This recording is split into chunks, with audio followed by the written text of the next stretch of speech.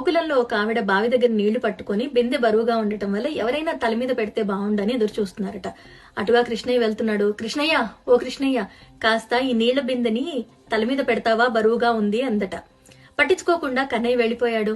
ఆవిడ కష్టపడి ఆ నీళ్ల బిందెని తల మీద పెట్టుకుని ఇల్లు చేరింది. అక్కడ కృష్ణయ్య ఉన్నాడు. చూసి, ఏమమ్మా, తల మీద బరువుని కిందకి దించమంటావా అని అడిగాడట. ఏంటయ్యా, అక్కడ బరువుగా ఉంది పెట్టు అంటే పెట్టకుండా ఇప్పుడు దించనా అని అడుగుతావేంటి అని ఈవిడ అడిగారట.